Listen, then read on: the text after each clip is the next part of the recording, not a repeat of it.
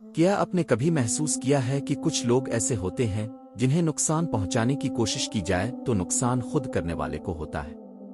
ایسے لوگ تنہا ہوتے ہیں مگر پھر بھی محفوظ رہتے ہیں۔ نہ کسی انسان کا سہارا، نہ کسی طاقت کا زور، پھر بھی زندگی کے بڑے طوفان ان کا کچھ نہیں بگاڑ پاتے کیونکہ ان پر اللہ کا پہرا لگا ہوتا ہے۔ آج یہ بات آپ کی زندگی بدل سکتی ہے۔ اگر آپ نے یہ سنی تو شاید پہلی بار اپنی زندگی کو ایک نئے زاویے سے دیکھیں گے۔ اللہ کا پہرا نہ نظر آتا ہے نہ محسوس ہوتا ہے، مگر جب ہوتا ہے تو دشمنوں کی سازشیں بھی دب جاتی ہیں۔ اللہ فرماتا ہے کہ اللہ اپنے بندے کے لیے کافی ہے، یعنی جس کا اللہ رکھوالا ہو اسے زمین و آسمان کی کوئی طاقت نقصان نہیں پہنچا سکتی۔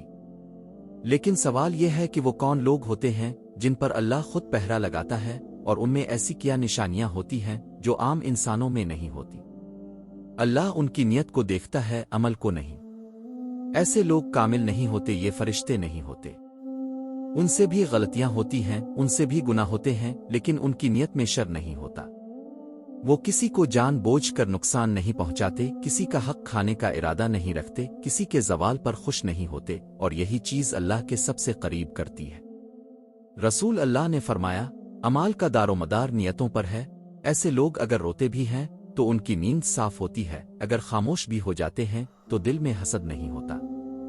اللہ ان کے دل کی حفاظت کرتا ہے، ان کی عزت کی حفاظت کرتا ہے، ان کے نام پر لگنے والے الزامات کو خود ہٹا دیتا ہے۔ یہی اللہ کا پہرا ہوتا ہے۔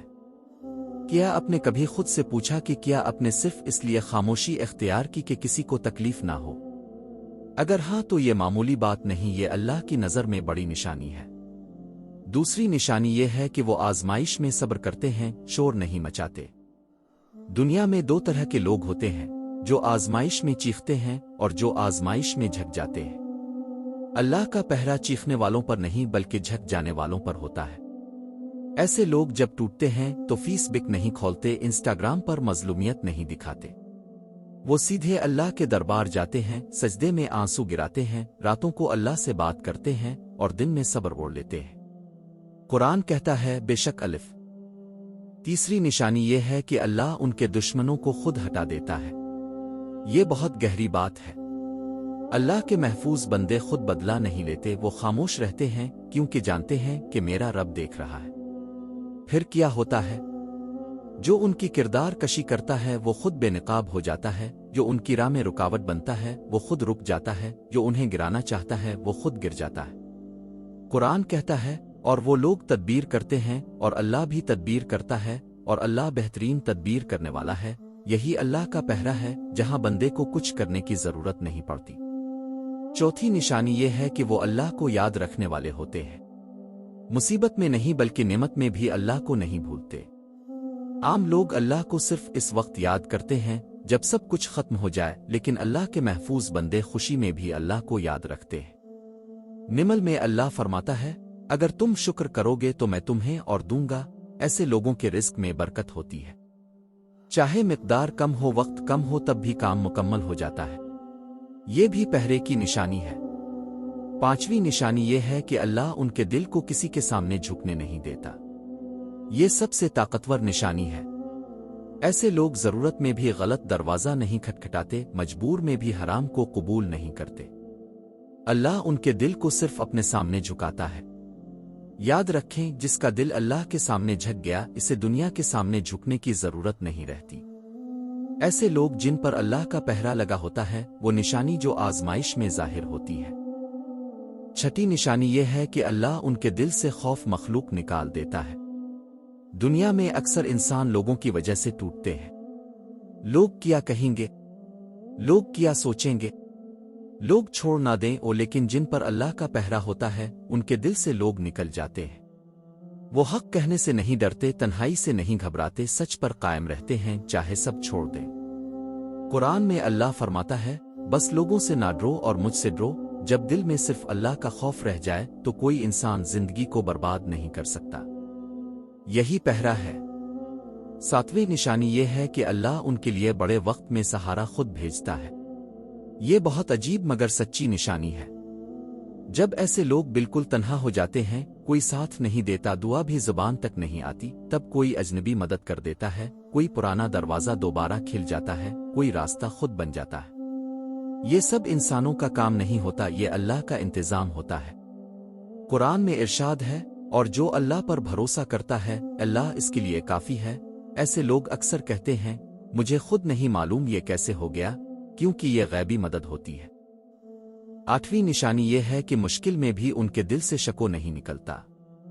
عام انسان شکو کرتا ہے، الزام لگاتا ہے، تقدیر کو برا کہتا ہے، لیکن جن پر اللہ کا پہرا ہوتا ہے وہ حد پار نہیں کرتے۔ وہ روتے ہیں، اللہ سے ٹوٹتے ہیں، گناہ نہیں کرتے، شکو نہیں کرتے بلکہ سجدہ کرتے ہیں۔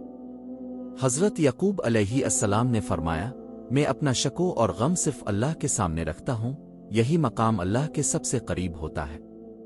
9ویں نشانی یہ ہے کہ اللہ ان کے لیے راستے بند نہیں کرتا بلکہ موڑ دیتا ہے۔